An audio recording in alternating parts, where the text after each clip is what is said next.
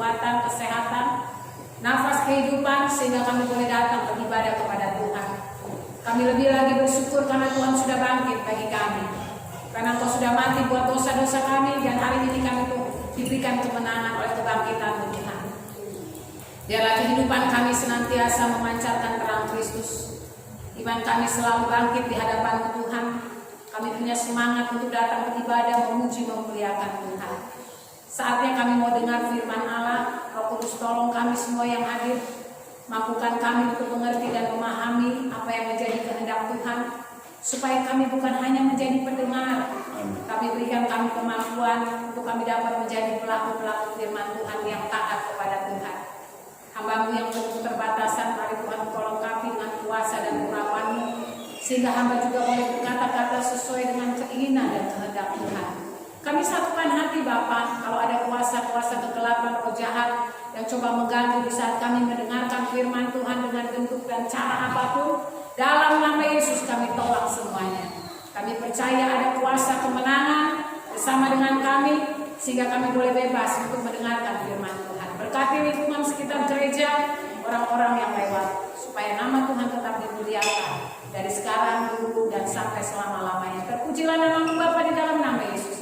Kami mengucap syukur, kami siap mendengar firman Tuhan dalam nama Tuhan Yesus. Haleluya, haleluya. Amin. Silakan duduk, puji Tuhan. Shalom.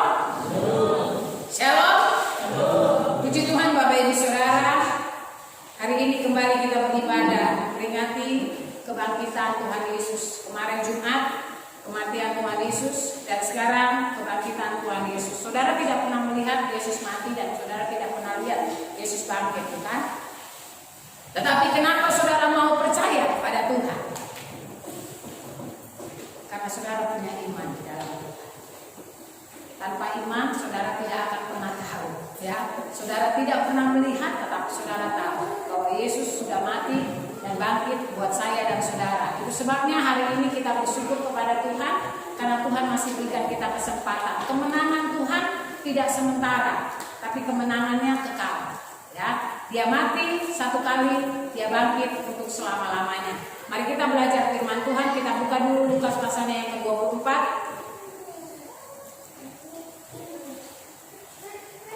Lukas 24, kita akan membaca ayat pertama sampai ayatnya yang ke-12. Menghormati firman Tuhan, kita bangkit berdiri semuanya. Lukas 24 ayatnya yang pertama sampai ayatnya yang ke-12.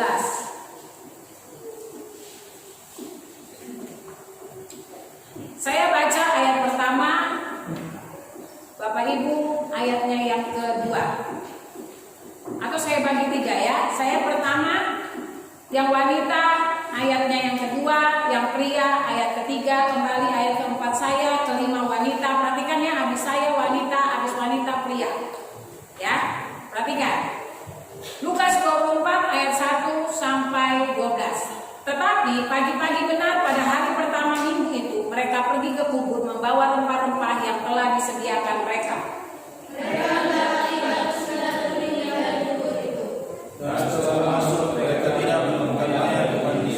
Sementara mereka berdiri termangu-mangu karena hal itu, tiba-tiba ada dua orang berdiri dekat mereka memakai pakaian yang berkilau-kilauan.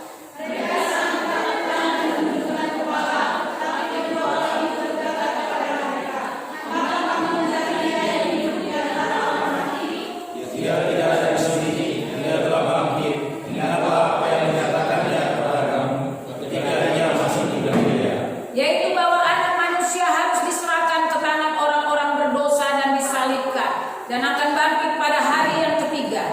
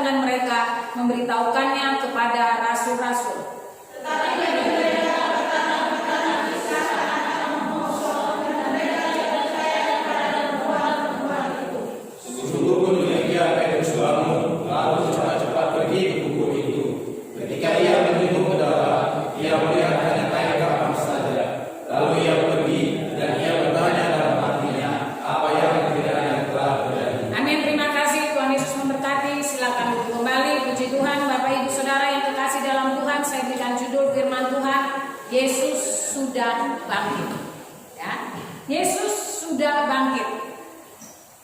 Kemarin Jumat saya sudah katakan bahwa kematian Yesus itu pasti. Dan kematian Yesus itu tidak bisa, tidak, harus. Karena memang dia mati untuk menebus dosa saya dan saudara. Tapi ingat, saya sudah katakan kemarin hari Jumat bahwa kematian Yesus itu memang sudah direncanakan Bapaknya. Tetapi ada jalurnya semua, ada caranya. Dan saya juga sudah katakan kepada Bapak Ibu Saudara, kita pun mati sudah ada jalannya sendiri. Ada takdirnya. Kalaupun saudara belum bisa mati, misalkan saya beri contoh, saudara ditabrak mobil, tapi tidak mati, berkali-kali ditabrak mobil, berarti saudara matinya tidak lewat tabrak mobil, karena sudah ada jalurnya. Ya, kisah Yesus juga kita perhatikan. Prajurit Romawi mengikutinya kemanapun Yesus pergi untuk menangkap. Tapi kalau belum waktunya, tidak sedikit pun jubah Yesus disentuh oleh prajurit Romawi, karena belum waktunya. Nah, sekarang kita akan mau belajar bagaimana kita tahu bahwa Yesus itu sudah bangkit.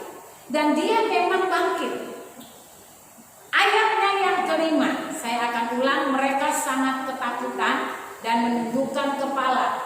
Tetapi kedua orang itu berkata kepada mereka, mengapa kamu mencari dia yang hidup di antara orang mati? Kematian Tuhan Yesus tidak bisa disamakan dengan kematian manusia biasa atau kematian para nabi dan rasul. Yesus juga memang disebut nabi, ya, oleh saudara kita adalah Nabi Isa Al-Masih, gitu ya. Tetapi Yesus mati tidak bisa saudara samakan dengan nabi-nabi yang ada, dengan rasul-rasul yang ada. Mereka mati tetapi tidak bisa bangkit, dan mereka tidak pernah berkata bahwa saya nanti akan bangkit lagi. Hanya seorang Nabi Isa Al-Masih yang namanya Yesus, bagi kita orang percaya, dia mengatakan bahwa dia mati dan hari ketiga dia bangkit. Tidak ada satu nabi pun yang bisa meramalkan hidupnya dia bangkit. Karena memang Yesus tahu kehidupannya pada waktu ada di dalam dunia. Dia tidak mati selamanya. Dia memberikan pengharapan kepada manusia yang mengikutinya. Kita melihat kisah Yesus waktu dia masih ada di dalam dunia. Kemanapun dia pergi, pasti ada banyak orang yang mengikutinya. Padahal Yesus tidak pernah mengajak. Kenapa? Karena memang selain dia manusia 100% di dunia, dia memiliki kuasa. Tidak seorang pun datang kepada Bapa kalau bukan Bapa yang memanggil dia. Amin. Itu sebabnya kita sebagai orang percaya, kalau kita dipanggil, harusnya kita menjawab iya. Makanya ada pujian rohani yang mengatakan ku jawab ya. Bukan kita jawab tidak, karena itu panggilan. Mengikut Yesus keputusanku. Jadi kalau kita ikut Tuhan, itu adalah keputusan kita dari awal sampai akhir. Usahakan keputusan kita itu mendapatkan hasil yang benar-benar bahwa kita adalah memang pengikut Kristus yang sejati. Tidak semua orang bisa mengikut Yesus dan merasakan bahwa pengiringan Yesus itu ada bersama dengan dia. Tidak semua orang. Dan kenapa Yesus harus bangkit? Mari kita belajar. Yesus mengalami kematian dan dia juga mengalami kebangkitan. Itu dikatakannya juga di ayatnya yang ke-6. Perhatikan ayatnya yang ke-6. Yesus sudah katakan sebelumnya, ya. Ia tidak ada di sini, ia telah bangkit. Ingatlah apa yang dikatakannya kepada kamu ketika ia masih di Galilea. Ketika ia masih di Galilea, kemarin saya katakan bahwa dia akan pergi ke Yerusalem. Dia udah tahu dia akan mati di sana, disesat, diolok, dihina, ya, diludahi dan lain sebagainya. Tapi dia pergi, memang harus pergi. Kalaupun dia mutar jalan, dia tetap harus pergi ke sana. Ya. Jadi kalaupun dia mutar jalan, ibarat bahasanya, dia tetap harus pergi ke sana. Karena di sanalah berakhirnya cerita kehidupannya sampai dia di kayu salib. Saudara mau menghindar kematian, mau putar-putar kemana-mana, saudara akan kembali juga pada titik akhir hidup kita yang namanya mati. Tidak bisa menghindari. Kalau belum waktunya, biarpun kita sudah di depan kematian, tidak akan pernah mati. Amin. Itu namanya hidup. Nah, Yesus bangkit pada hari yang ketiga. Dia sudah beritahu kepada murid-muridnya. Dan dikatakan tadi ayat 5, mengapa kamu mencari dia yang hidup di antara orang mati? Mengapa? Malaikat itu mengatakan, kenapa kamu cari dia di antara orang mati?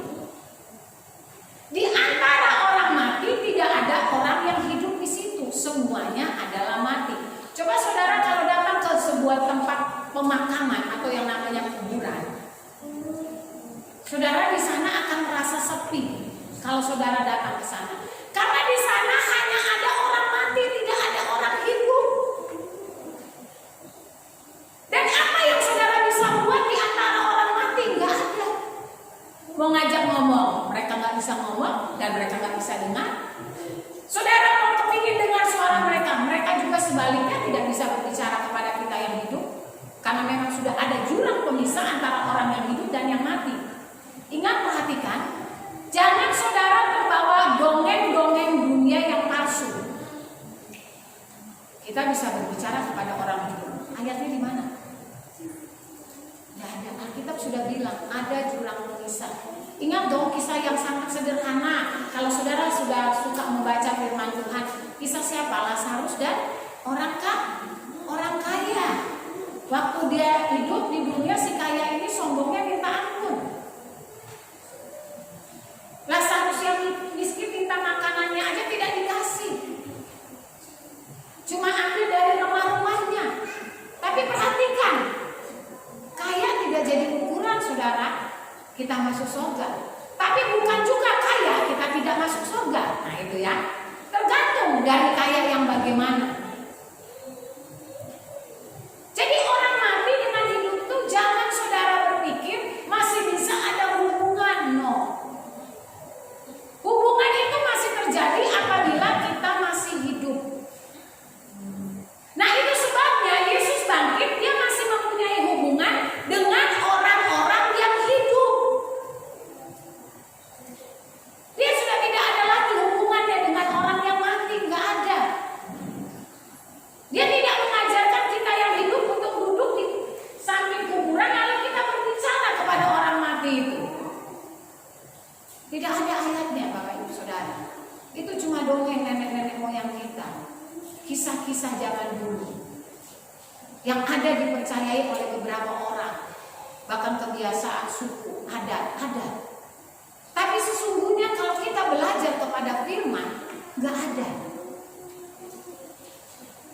Karena kalau kita bilang berbicara dengan orang mati, berarti kita berbicara dengan kuasa gelap. Dia nggak bisa dengar apa-apa saudara. Saudara pukul-pukul pun itu kuburan nggak apa-apa, nggak jadi masalah. Dia tidak dengar lagi. Kita cuma hanya mengenang orang itu pada waktu dia masih hidup. Itu hanya ada di dalam kenangan memori kita. Tapi kita tidak bisa berhubungan.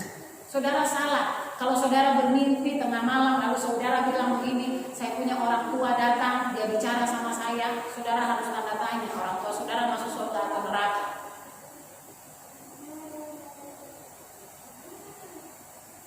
Hanya Tuhan yang bisa bicara kepada manusia. Amin. Amin.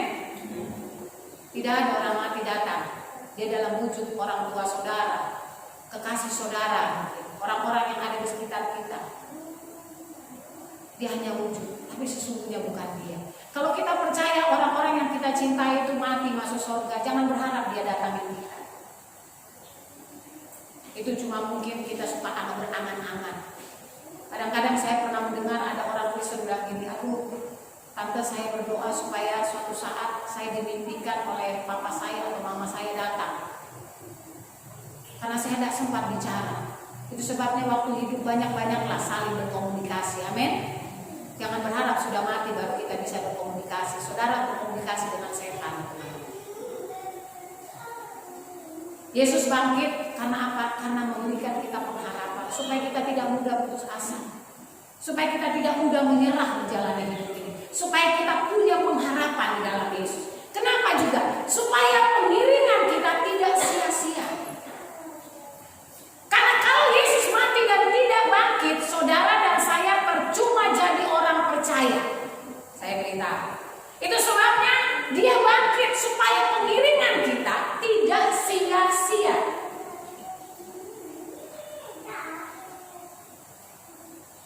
Baca dulu Yohanes 2 ayat 22.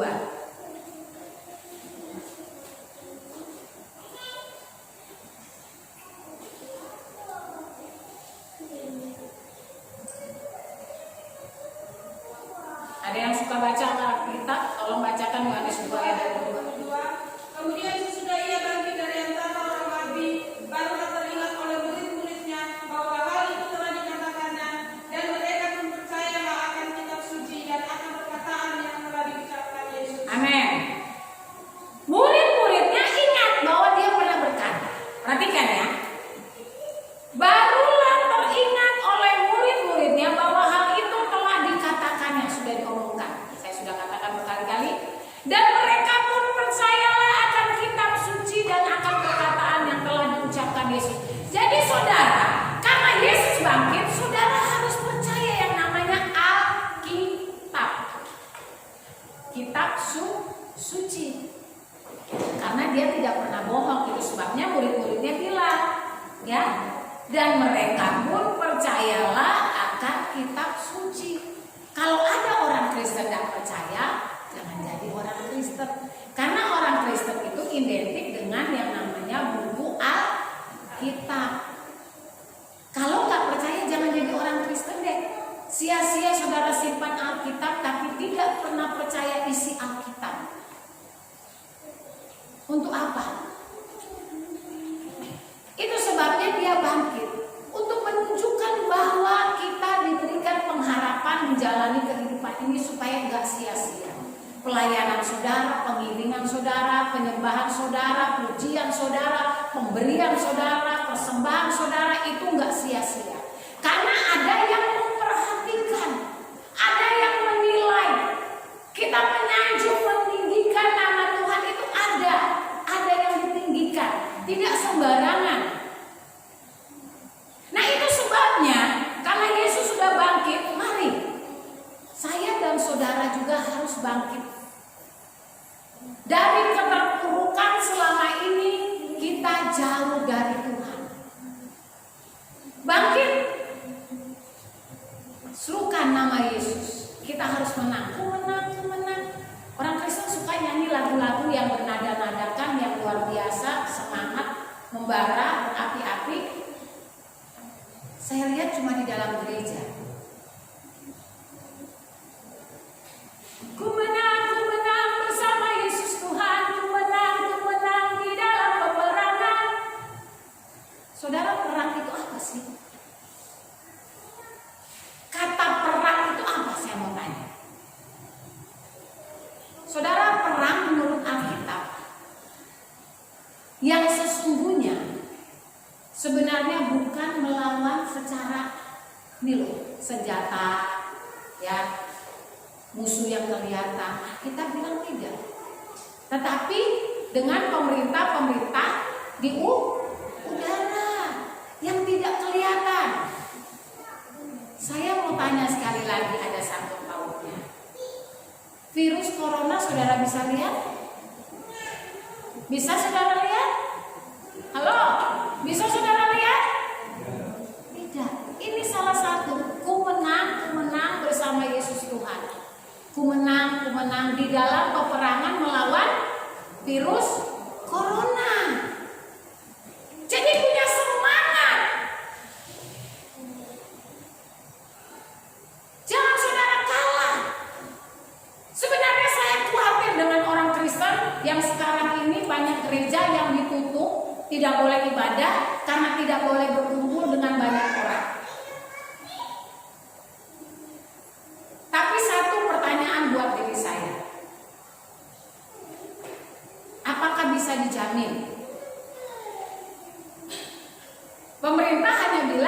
bisa paling penting itu adalah menjaga kesehatan kita, benar nggak? Kebersihan, sering cuci tangan, jangan lupa mandi. Jangan ada orang malas mandi, pagi tidak mandi, sore mandi, pagi mandi, sore tidak mandi. Jadi jaga kebersihan, olahraga, makan teratur, makan sayur-sayuran, buah-buahan yang membuat imun tubuh kita ini menjadi kuat, sehat. Itu bagian kita, usaha kita. Sekarang pertanyaannya, sudah kita lakukan belum? Itu harus dilakukan karena itu anjuran pemerintah. Jangan sering berkumpul pada saat-saat tertentu. Tapi masih banyak orang suka berkumpul. Tapi kenapa saudara berkumpul di dalam rumah Tuhan? Saudara takut. Sepertinya di gereja itu ada virus, ya. Mari Bapak Ibu Saudara. Saudara punya iman masing-masing. Saya tidak bisa paksakan. Bukan berarti orang yang tidak ke gereja tidak punya iman. Saya tidak pernah katakan. Tapi saya kembalikan kepada saudara. Alkitab bilang apa yang ditakutkan itu yang terjadi. Itu berlaku dengan semua hal. Saya percaya itu firman Tuhan.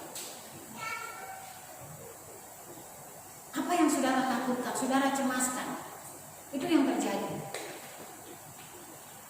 Bagian kita ada dengan sesama manusia. Bagian kita tinggal di bangsa Indonesia ini, di negara Indonesia ini ada untuk patuh. Tapi bagian kita juga untuk takut akan Allah, jangan kita lupakan. Amin. Itu sebabnya pakai hikmat. Dan saya tidak menyalahkan orang yang tidak bergereja atau gereja yang ini. Kembali kepada diri kita masing-masing. Karena bagi saya mati dalam Tuhan itu keuntungan daripada saya mati sia-sia hanya karena takut.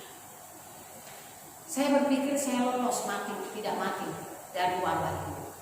Tapi saya tahu suatu saat saya pasti mati. Saya nggak tahu matinya karena apa.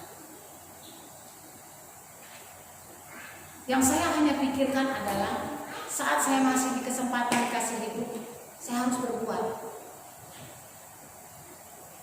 Dan saya percaya Tuhan akan memampukan kita kalau kita mau belajar melakukannya dengan sungguh-sungguh. Apalah artinya kita merayakan kebangkitan Yesus kalau Yesus aja sebenarnya waktu di dunia dia sudah terancam hidupnya. Dia udah tahu kalau dia mau mati. Sekali lagi saya katakan, dia punya hidup sudah terancam. Kalau dia pergi ke tempat itu, dia udah pasti mati. Tapi dia yakin dia bangkit. Saudara pasti mati. Kalau saudara dalam Tuhan, maka matilah di dalam Tuhan. Tapi saya katakan sebagaimana firman Tuhan katakan, kita mati dalam Tuhan. Kita bangkit di dalam Tuhan. Ada bagian kita. Kalaupun kita nggak selamanya di dunia, tapi mari kita akan berpikir positif. Kita akan memandang yang namanya surga yang tidak pernah kita lihat. Belakang langit biru, orang nyanyi belakang langit biru, sana aku rindu. Saudara nyanyi belakang langit biru, tidak pernah lihat di belakang langit biru itu ada apa? Kalau saudara belum mati. Nah, untuk melihat ke sana, suatu saat saudara harus mati dulu. Baru saudara tahu yang namanya surga jalannya terbuat dari emas murni. Mati dulu. Jadi sebenarnya gambaran Yesus waktu dia di dunia sampai dia bangkit itu adalah juga bagian gambaran dari kehidupan manusia yang dia ciptakan. Karena Alkitab bilang manusia diciptakan serupa dengan gambar Allah. Kenapa Yesus bisa membangkitkan orang mati dan nabi lain tidak bisa membangkitkan orang mati? Halo? Apa jawabannya? Kenapa Yesus, Nabi Isa bisa membangkitkan orang mati, tapi nabi lain tidak bisa membangkitkan orang mati?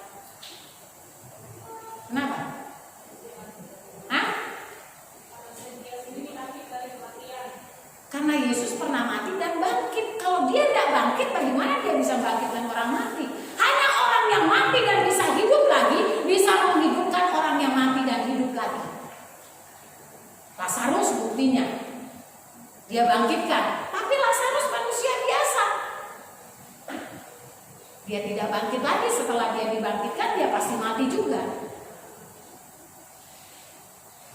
Jadi hanya Yesus yang bisa lakukan itu. Karena dia mengalami kematian dan kebangkitan dua. Kalau kita cuma mengalami kematian aja, nggak ada kebangkitan buat kita. Kebangkitan orang percaya nanti pada waktu Yesus datang kali kedua. Tapi kita bukan tinggal di dunia seperti ini. Ada masanya kebangkitan orang percaya pada waktu Yesus datang kali yang kedua, tubuh anak kita disempurnakan. Baru kita bisa tinggal bersama dengan Yesus. Dan kita tidak tinggal di dunia seperti yang sekarang ini, yang penuh kesedihan, kesusahan. Ya, makanya kalau saudara sebenarnya mengalami, aduh saya sedih, saya capek, saya lelah, mintalah sama Tuhan cepat-cepat diambil. Karena itu jalan satu-satunya, jangan bunuh diri, tambah dosa. Sering-seringlah berdoa, Tuhan saya lelah, saya capek, ambil aja saya Tuhan. Itu lebih bagus matinya. Daripada saudara ingin cepat lalu mati bunuh diri, saudara berpikir berjumpa Yesus, tidak berjumpa dengan Yesus. Nah, kalau ada manusia yang mau begitu, berdoa saja. Setiap hari pasti doamu didengar. Dan suatu saat Tuhan bilang, udah leh, saya capek dengan kamu mau minta mati, ya udah, siap-siap aja. Daripada kita bunuh diri. Betul nggak? Itu sebabnya orang Kristen jangan suka banyak mengeluh. Yesus bangkit ini memberikan kita pengharapan, memberikan kita kekuatan untuk menjalani kehidupan ini. Tidak ada satu manusia di kolong langit ini yang bisa menangani kehidupannya sendiri, mengatasi masalah persoalan.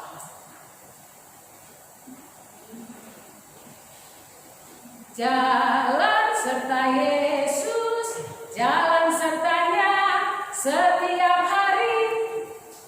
Tapi ada orang Kristen tidak mau jalan sama Yesus setiap hari, takut kalau dipegang Yesus setiap hari. Nanti uangnya banyak keluar kalau ikut Yesus sungguh-sungguh. Itu sebabnya banyak orang Kristen takut sungguh-sungguh, karena kalau enggak nanti Tuhan bilang korbankan hartamu. Betul enggak? Contoh orang anak muda kaya dalam Alkitab, satu aja rahasianya, sebenarnya semuanya bagus dia punya sifat. Dia takut akan Tuhan, dia setia, menghormati orang tua, dia tidak melakukan dosa, berzina sebagai anak muda. Dia orang muda kaya dan dia bukan orang bodoh. Anak muda kaya itu dia orang pintar. Saya beritahu, dia bukan orang bodoh, dia sangat kaya.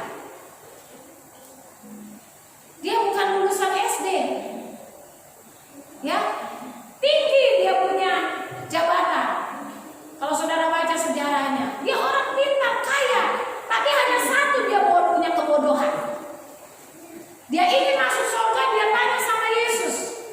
Dia tanya sama Sang Juru Selamat. Yesus kasih jalan keluar, kalau kamu mau masuk surga cuma satu. Itu kebodohannya yang dia tidak bisa lakukan. Jual semua hartamu, bagikan kepada orang miskin. Sedih dia, pulang, tidak punya pengharapan. Banyak orang Kristen seperti itu. Takut kalau ikut Tuhan sungguh-sungguh, habis. Padahal Allah tidak berkata seperti itu. Kalau kita ikut Tuhan, kita jadi miskin. Tidak. Kalau kita sungguh-sungguh, Alkitab sudah menjamin hidup kita. Matematika, teori dunia memang kita akan menjadi miskin kalau kita suka mau beli. Saya mau tanya, apakah Yesus dengan Yesus mati di kayu salib, pengorbanannya sia-sia? Tidak, bukan. Tidak ada yang pernah sia-sia yang kita buat di dalam Tuhan. Yesus sudah memberikan contoh. Dia melakukannya untuk menebus dosa manusia. Tidak ada yang sia-sia, sehingga manusia boleh bebas datang kepada Tuhan. Kalau mungkin bukan karena kematian Yesus, tirai di bait suci itu tidak akan pernah terbuka, dan manusia dengan Tuhan tidak akan bisa datang berhubungan secara langsung. Amin. Kalau bukan kematian Yesus, saya dan saudara bebas datang kepada Tuhan. Saudara minta apa-apa, tidak perlu pakai pendeta yang sampaikan. Oke, saya doakan kamu, nggak perlu saudara datang sendiri. Dimanapun saudara bisa datang. Mau dalam keadaan duduk, mau dalam keadaan berdiri, mau dalam keadaan jongkok, mau saudara berdoa di atas pohon, bisa. Kenapa saya katakan seperti itu? Contohnya Sakyus bisa kok. Dia berjumpa Yesus waktu dia naik di atas pohon. Dia tidak pernah menyangka kalau dia naik di atas pohon itu justru Yesus menjumpai dia terlebih dahulu. Amin. Justru orang lain yang menggebu-gebu ingin berjumpa dengan Yesus tidak bisa, berdesak-desakan. Tapi Zakius naik pohon untuk berjumpa dengan Yesus. Dia tidak tahu ternyata Yesus tahu keinginan hatinya dan akhirnya dia bisa berjumpa dengan Yesus secara langsung. Bahkan bukan itu aja. Yesus menawarkan diri untuk mampir ke rumahnya, memberkati rumah tangganya. Luar biasa bukan? Ini yang namanya kalau kita mempunyai keinginan yang kuat di dalam Tuhan. Tidak ada satupun yang bisa menghalangi kita kalau sudah waktunya Tuhan. Amin. Gak ada. Dunia boleh menghalangi cara-cara dunia. Tapi kalau memang sudah waktunya Tuhan, Alkitab bilang kalau memang waktunya Tuhan mengangkat kita menjadi kepala, tidak ada satupun yang membuat kita akan menjadi rendah, turun ke bawah. Kita bukan ekor dikatakan, tapi kepala. Sudah waktunya kita ditinggikan, maka kita akan ditinggikan. Kalau jalan itu sudah dibuka, tidak satupun yang dapat menutup. Siapapun saudara, gak ada yang bisa menutup. Orang mau buat cara apapun dengan cara duniawi, dengan cara begini dan begitu, gak ada. Alkitab ini memang ya dan amin. Saya paling suka kalau baca Alkitab itu merenungkannya, saya menikmati sekali berkat-berkat Tuhan. Tidak ada satupun seperti saya membaca sebuah buku komik atau majalah, koran dan lain sebagainya, semua ditambah-tambahin. Alkitab ini tidak ditambah-tambahi dan tidak dikurang-kurangi. Setiap kata mengandung makna yang besar kalau kita mau memahami maksud Tuhan dalam hidup ini. Ada hal-hal yang luar biasa yang Tuhan kerjakan dalam hidup kita kalau kita mau belajar untuk melakukan firman Tuhan. Memang tidak mudah. Melakukan firman Tuhan itu proses. Sebagaimana Yesus sebelum bangkit, dia punya proses. Perhatikan, wanita-wanita itu datang ke kubur, dikatakan, kenapa engkau mencari orang yang hidup di antara orang mati? Saudara, kalau rohani saudara mau tetap hidup, jangan bergaul dengan orang-orang rohaninya yang mati. Amin. Itu sebabnya ada ayat yang mengatakan, biarlah orang mati menguburkan orang mati. Kalau saudara rohani, saudara tahu firman, tapi saudara bergaul dengan orang-orang yang membuat rohani saudara tidak bertumbuh, ini yang namanya salah. Biarkan orang mati menguburkan orang mati. Kalau kita orang Kristen di rumah masing-masing pasti punya Alkitab. Kalau orang Kristen punya Alkitab dan dia suka membaca Alkitab yang menjelaskan kepada dirinya. Kalau dia betul-betul mau bertumbuh. Tidak ada kata bilang saya tidak tahu. Jangan jadi orang Kristen deh kalau bilang tidak tahu firman. Itu sebabnya kalau kita mau tahu, selain membaca di rumah, rajin-rajinlah beribadah. Sehingga kita bisa diungkapkan rahasia-rahasia firman Tuhan yang baru. Yang mungkin selama ini pernah kita baca, kita belum paham dan mengerti. Tapi setelah kita mendengar ada hamba Tuhan menyampaikannya, kita mulai terbuka. Sama seperti tadi dikatakan murid-muridnya. Yesus pernah mengatakan mereka belum percaya. Kenapa? Karena mereka belum melihat kebangkitan Yesus itu sendiri. Amin. Nah, setelah mereka tahu, oh benar Yesus bangkit. Oh iya, saya ingat dulu waktu Yesus bersama-sama saya di Galilea, dia sudah katakan kalau dia nanti ke Yerusalem, dia akan diginikan. Akhirnya murid-murid itu berkata, saya percaya kitab suci. Amin. Kalau Yesus sekarang sudah bangkit buat saya dan saudara, lalu saudara bilang saya tidak percaya Alkitab atau kitab suci, saya bilang keluar saja saudara dari gereja dan jangan jadi orang Kristen. Karena sia-sia saudara ikut Tuhan. Untuk apa saudara datang ke gereja? Mau lihat siapa yang khotbah? Mau lihat siapa yang pimpin pujian? Mau lihat siapa yang hadir? Jangan saudara. Kita datang kepada Tuhan dalam ibadah di bait Allah itu untuk menyenangkan Tuhan. supaya kita bisa mendengar firman Tuhan. Karena sering kita dengar firman Tuhan, Alkitab menjamin iman seseorang bisa bertumbuh dan bertumbuh, semakin bertumbuh. Bahasa lain bertambah-tambah. Itu karena mendengarkan firman Allah. Bagaimana bisa bertumbuh kalau tidak pernah rajin ke gereja? Tidak suka dengar firman Tuhan. Tidak akan bertumbuh. Penyebabnya adalah akhirnya dia menjadi jatuh bangun menjadi orang Kristen. Tidak punya pengharapan. Alkitab bilang bahwa persoalanmu itu biasa saja, tidak melebihi kekuatan kita. Berarti Tuhan tahu kalau Tuhan kasih persoalan kepada seseorang, dia tahu tidak melebihi kekuatan kita. Itu sebabnya masalah, himpitan, kesusahan berbeda-beda dari setiap pribadi.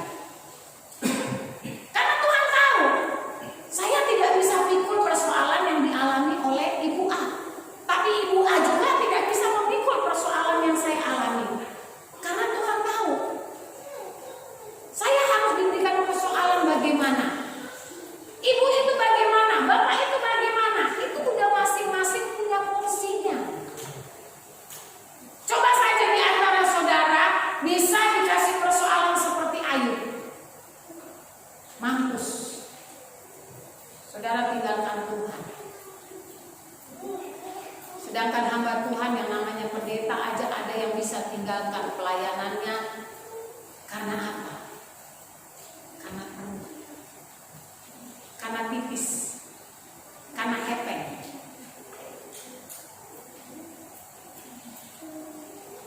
Sebenarnya Tuhan tidak memberikan kita masalah, persoalan supaya kita menderita, tapi memproses kita makin dikuatkan dalam Tuhan.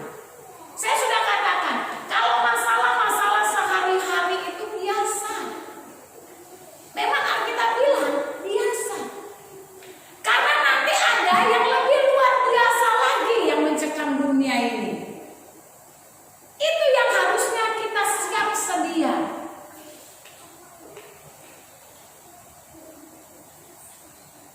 Kalau cuma persoalan masalah saudara difitnah orang, udah deh, gak usah dipikirin deh. Alkitab udah bilang pembalasan itu hakku, doakan saja. Tuhan, saya sakit hati, sebut aja deh. Saya kecewa orang itu fitnah saya nakal, udah serahkan Tuhan. Gak usah saudara macam-macam pergi ke dukun, baru jampi-jampi udah bibirnya jembleng gitu ya. Gak usah, biarin aja. Kita punya Tuhan. Kita bukan membela Tuhan. Ingat, saya dan saudara yang perlu dibela Tuhan, bukan kita yang membela Tuhan. Saudara, kalau dengar pun nama Yesus dihina, diolok, saudara nggak usah kecewa. Sekalipun kita sakit hati, Yesus sudah kasih contoh. Ya, sebelum dia naik ke salib, saudara perhatikan, dia diapakan dulu? Diolok, disesat, ya, diludahi. Itu contoh dia pernah ngomong, diam aja dia. Waktu dia ditanyain juga, waktu dia dihukum, dia diam aja. Dia tidak pernah mengeluarkan suaranya. Kenapa? Karena dia tahu yang membelanya itu ada, Bapaknya di sorga tidak akan pernah membiarkan anaknya mengalami penderitaan sendirian. Saudara, kok ikut Tuhan banyak meweknya. Kalau diberkati, senang, luar biasa sampai lupa Tuhan, saudara. Tapi saat susah datang, saudara jerit-jerit datang sama Tuhan. Nangis-nangis, gereja ibadah 9:30, saudara jam 9 sudah datang. Berlutut lagi, selama ini tidak pernah berlutut lagi, saudara. Saudara biasanya nyanyi pujian penyembahan, saudara senyum-senyum, ngintip-ngintip. Tapi karena ada masalah, saudara gini,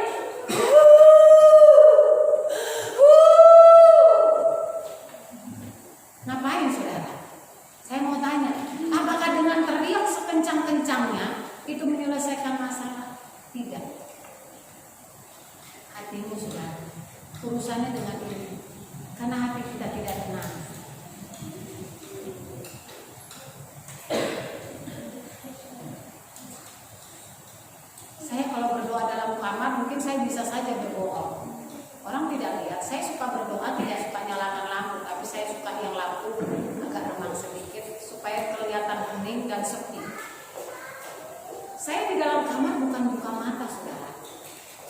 Saya tetap berlutut dan saya tetap tutup mata menyembah memuliakan Tuhan.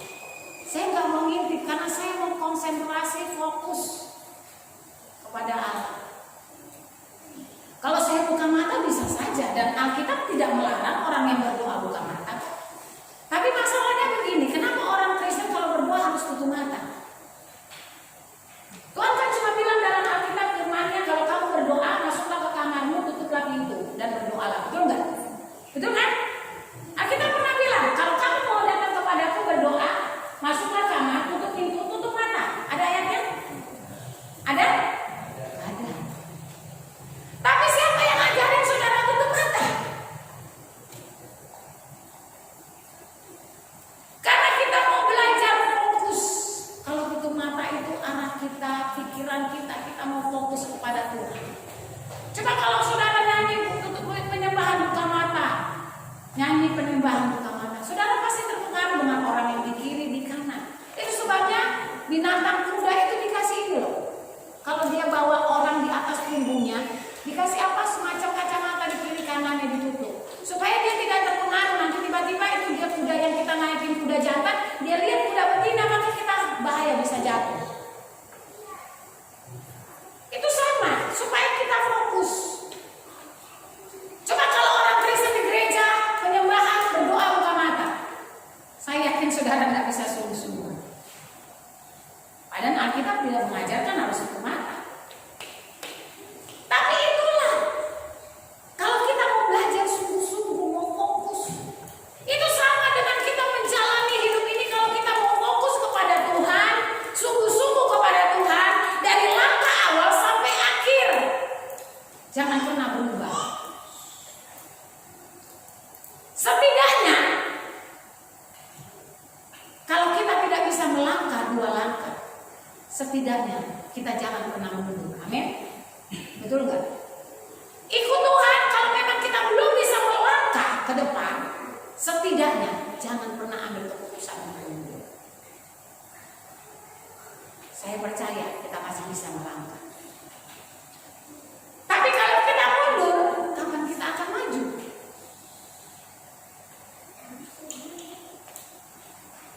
Jadi kita harus berusaha.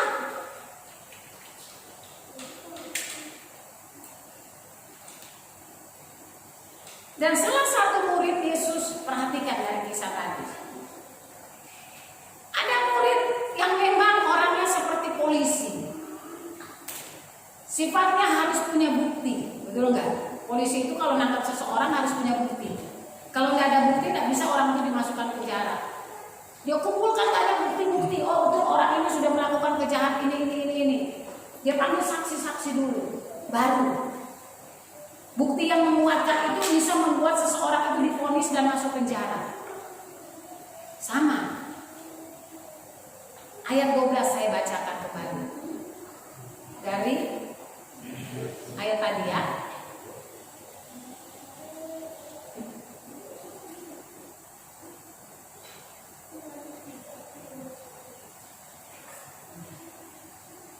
Lukas 24 ayat 12 saya baca. Sungguh demikian, Petrus bangun, lalu cepat-cepat pergi ke kubur itu. Ketika ia menjenguk ke dalam, ia melihat hanya kain kafan saja. Lalu ia pergi dan ia bertanya dalam hatinya, apa yang kiranya telah terjadi?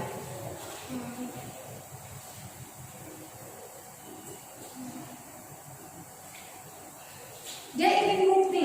Dia dengar wanita-wanita ini ngomong, dia tidak percaya. Akhirnya dia pergi sendiri, ngelihat. Betul nggak Yesus itu nggak ada? Betul nggak batu yang gede itu terguling? Tidak ada satupun yang bisa menggulingkannya. Tapi malaikat Tuhan yang dikirim menggulingkan batu itu. Dan waktu Petrus masuk, dia lihat cuma kain kafan. Itu pun dia masih bertanya. Ia bertanya dalam hatinya, apa yang kiranya telah terjadi? Dia masih lupa. Yesus pernah ngomong, dia pasti bangkit ada pada hari ketiga. Dia lupa itu. Ada Waktu Yesus datang bertemu dengan dia juga sama kan? Petrus ini memang orang yang seperti polisi, saya katakan. Dia tetap tidak percaya. Kalau tidak ada bukti, orang Kristen sekarang juga ada yang seperti itu. Jadi nggak usah heran. Kalau ada sifat orang Kristen yang sama seperti salah satu murid Yesus. Kalau nggak ada bukti, nggak percaya. Tapi masih bagus. Setelah lihat bukti, ayo percaya gitu. Jangan sudah lihat bukti, masih juga ngeyel orang bilang. Masih juga ngotot, masih juga tidak percaya sama sekali. Nah ini jangan juga. Ya.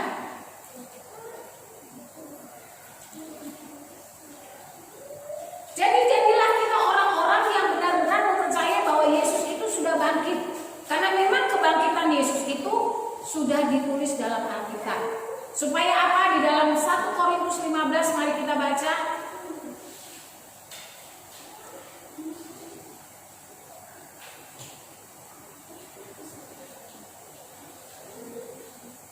Ayat 14. Tetapi andai kata Kristus tidak dibangkitkan, maka sia-sialah pemberitaan kami dan sia-sia jugalah kepercayaan. Nah, jadi saudara tidak usah percaya kalau Yesus tidak bangkit, tidak apa-apa. Tapi karena Yesus bangkit. Ayat 17. Dan jika Kristus tidak dibangkitkan, maka sia-sialah kepercayaan kamu dan kamu masih hidup dalam dosa. Kalau Yesus tidak bangkit, kita masih hidup dalam dosa. Karena tidak ada bukti. Walaupun dia mati, tapi dia tidak bangkit. Bagaimana kita bisa mempercayai? Bagaimana kita bisa berhubungan, bertanya kalau dia mati selama-lamanya sama seperti kita? Kan tidak ada gunanya.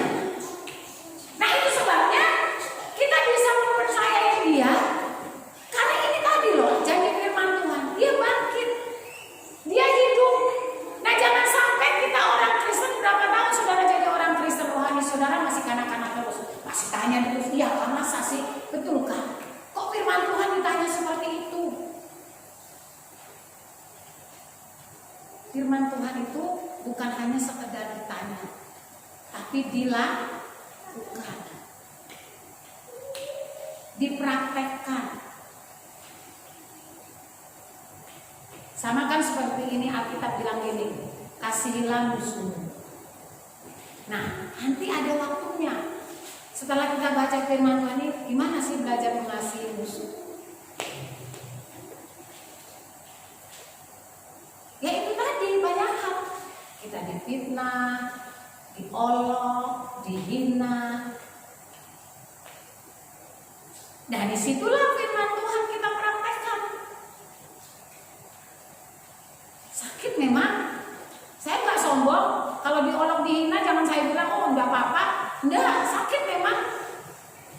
Tapi ini loh yang saya katakan. Firman Tuhan mengajarkan kita untuk belajar mengasihi musuh kita. Seperti dia sudah kasih teladan.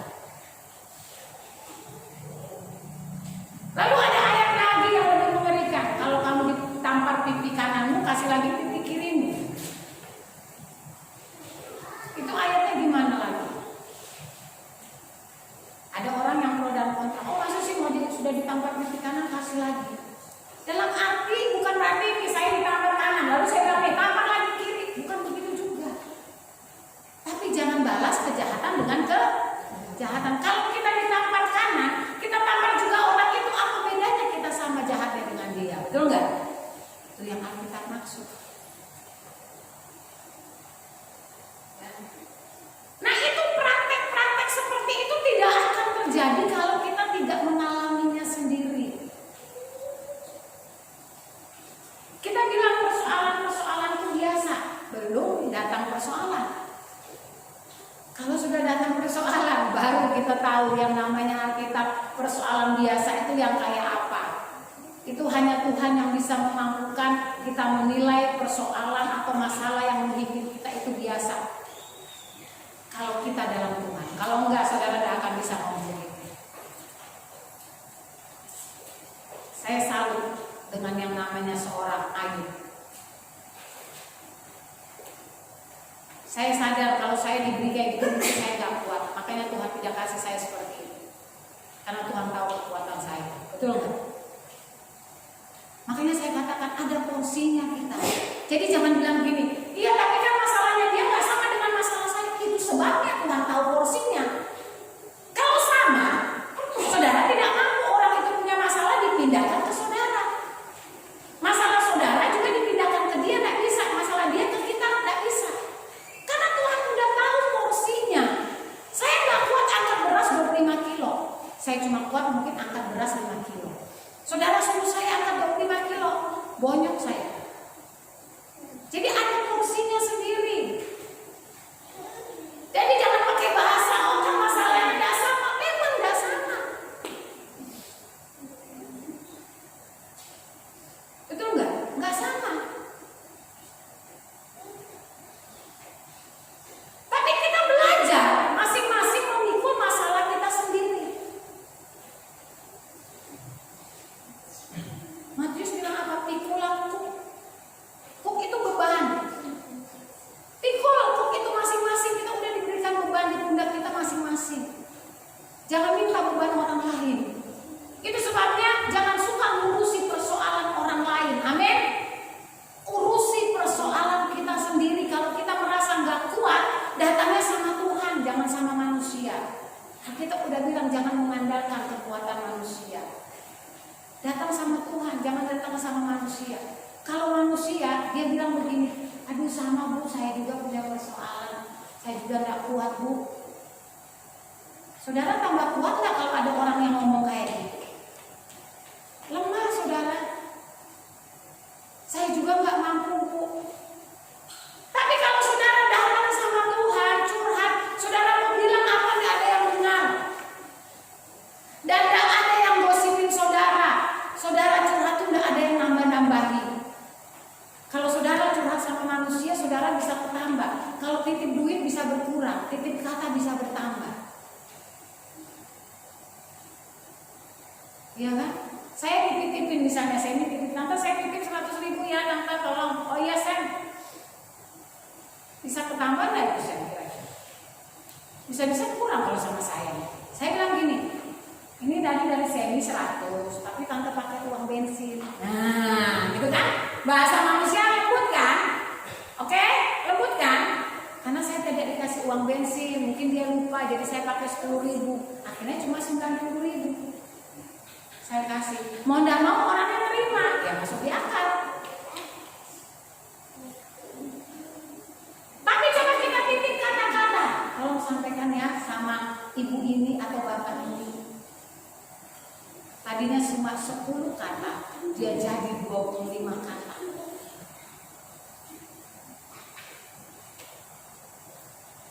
Karena memang manusia lebih banyak bicara daripada mendengar. Nah ini yang perlu diperhatikan. Kita belajar teladan kepada siapa? Bukan sama manusia. Belajar sama Yesus. Yesus waktu dituduh, diapain? Perhatikan, saya katakan dia cuma diam.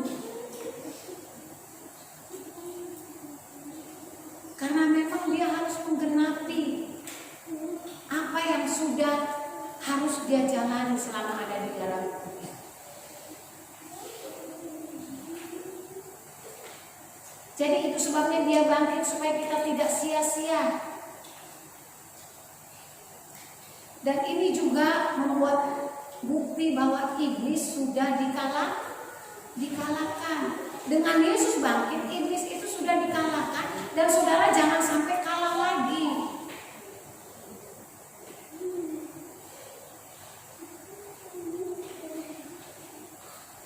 Tadi nanyanya apa? Bangkit juga nama Yesus ya. Maju menyatakan kuasanya. Kita buat iblis gemetar, kalahkan tipu dayanya. Masa nyanyian-nyanyian seperti itu cuma hanya di dalam gereja atau di mulut? Saya terus terang secara pribadi suka malu kalau saya ingat puji-pujian. kalau saya kalah. Saya selalu ingat tuh ya, ada pujian yang saya suka nyanyikan ini, saya dengar ini. Itu saya belajar praktekkan hanya karena saya ingat puji-pujian itu.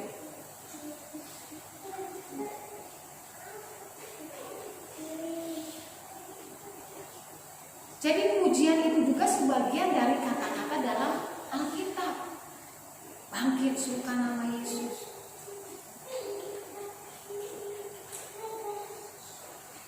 Kapan kita bangkit?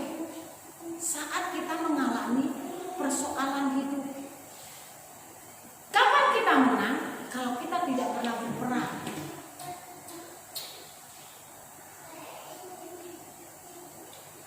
Coba perhatikan. Salah satu contoh yang gampang. Dulu masih zaman perang. Saya tidak ada. Saya belum mengalami. Tapi kisah sejarah Indonesia perang. Bukan karena senjata yang hebat, tapi dengan bambu runcing.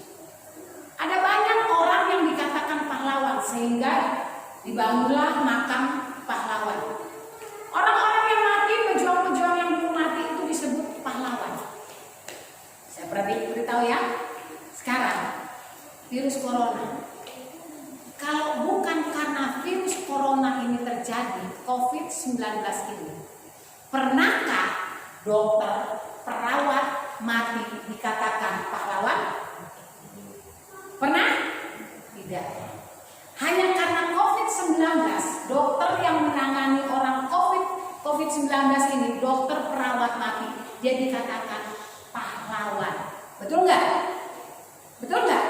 Saya melihat di Facebook itu banyak ya pahlawan-pahlawan yang rela memperjuangkan raganya, hidupnya hanya karena ini. Coba kalau tidak ada virus corona, dokter mati ya mati aja, perawat mati ya mati biasa saja. Tidak ada mereka ditulis pahlawan. Gak ada. Kenapa orang mengartikan mereka pahlawan? Karena tadi itu loh, berperang. Kalau tidak pernah perang, mereka matinya tidak akan seperti itu. Sama seperti saya mati, Anda mati, matinya sakit, matinya ditabrak mobil, matinya masuk jurang, kecelakaan dan lain sebagainya, mati dikubur biasa gitu aja. Sembahyang di gereja, ada penghiburan, oke sudah selesai. Ada enggak satu kelebihan? Saudara tahu kisah bom waktu ada di Oikumene? Ada? Tahu enggak? Salah satunya orang di daerah Harapan Baru. Saudara tahu? Kalau anak kecil itu mati tidak dibom, dia sama seperti anak saudara mati, dia dikubur biasa aja. Tapi karena dia mati dibom, dalam bahasanya karena teroris, dia mati diiring-iringin dari rumah dengan orang-orang penting, brimob, ya, polisi, semua banyak. Bahkan pemimpin kita nomor 1, Bapak Presiden, memberikan tanda bela sungkawa. Saya mati belum tentu Presiden bisa berikan saya bela sungkawa. Kalau saya cuma mati biasa, betul nggak? Betul kan? Semua ada hikmahnya. Pikul sendiri bagian kita masing-masing. Cuma berani enggak kita bangkit bersama Yesus? Berbeda-beda kan matinya? Betul enggak? Siapa yang nyangka seorang anak kecil mati diiring-iringi oleh orang-orang berpangkat, mendapat penghormatan dari orang nomor 1 di Indonesia? Belum tentu kalau saya mati seperti itu. Benar kan? Jadi mari kita lihat. Kalau saudara mau hidup sungguh-sungguh dalam Tuhan, semua yang kita lakukan dalam dunia ini tidak pernah sia-sia. Sampai mati pun tidak sia-sia. Ini membuktikan cara-cara yang ada, apapun yang dibuat manusia, ternyata para perawat, para dokter mendapat penghormatan justru pada saat-saat seperti ini. Mereka juga disebut pahlawan. Garda depan katanya. Tapi coba tidak ada seperti ini.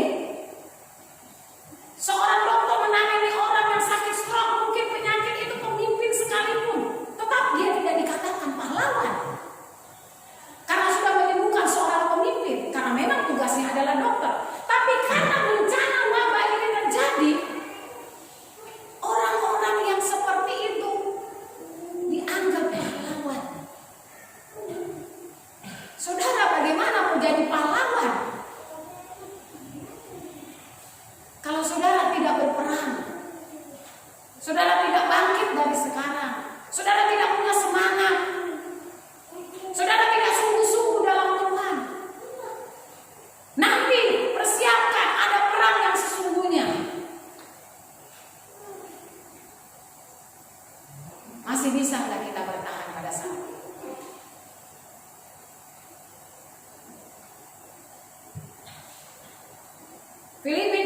ayat 12.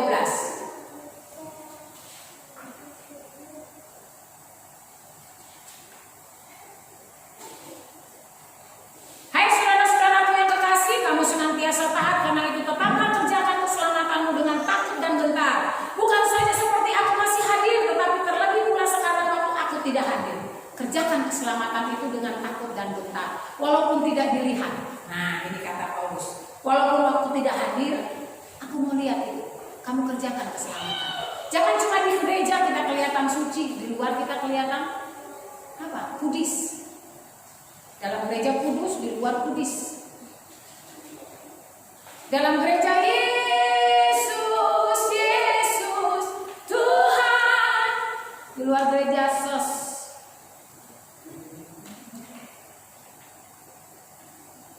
Oh Tuhan, pakailah hidupku. Dalam gereja, di luar Tuhan. Yang dikenal.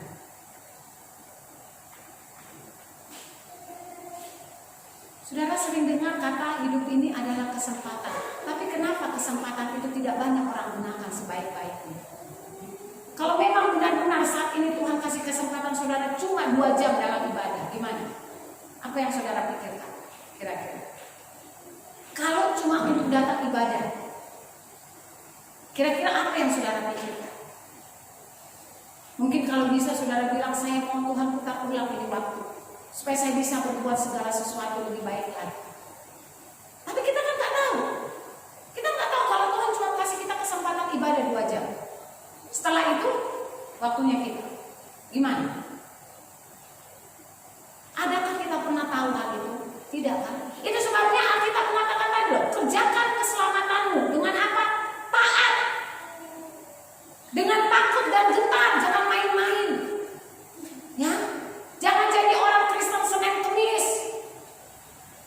Nanti susah baru datang, nanti punya pergumulan baru datang, nanti senang lupa Tuhan. Kerjakan itu dengan taat, dengan takut dan gentar. Mau dilihat sama pendeta kan tidak dilihat sama pendeta kan, lakukan itu dengan benar.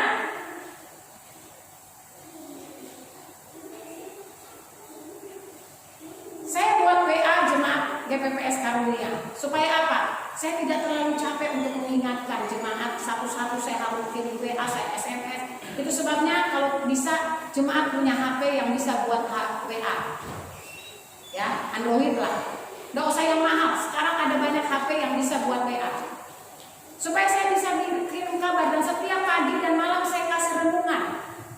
Kenapa? Saya minta setiap keluarga, suami, istri, anak-anak. Supaya apa? Suami juga bisa baca Alkitab, istri bisa baca Alkitab, anak-anak bisa. Jangan cuma anak punya WA, jangan cuma suami, jangan punya istri.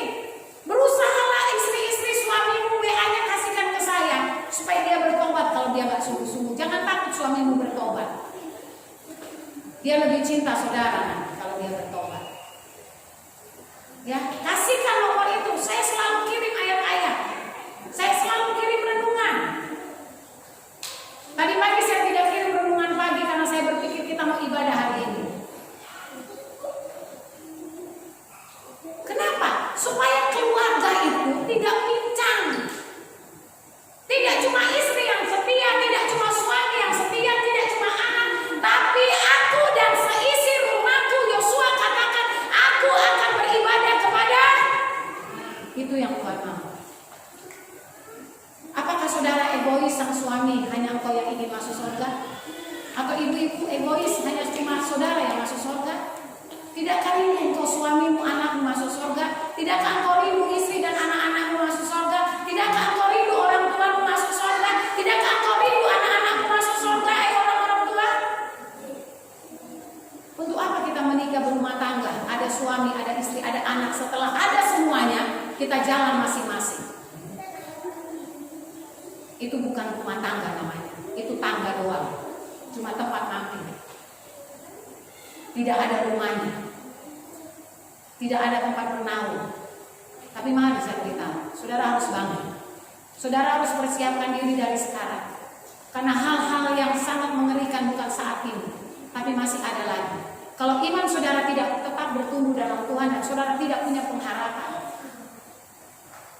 Saya sebagai hamba Tuhan, saya tidak bisa menyelamatkan saudara. Saya juga minta Tuhan kuatkan saya. Masing-masing kita minta kekuatan dari Tuhan. Itu sebabnya mari tetap pegang firman Tuhan, tetap pegang janji-janji Tuhan. Karena kemenangan, bukti Yesus bangkit adalah kemenangan bagi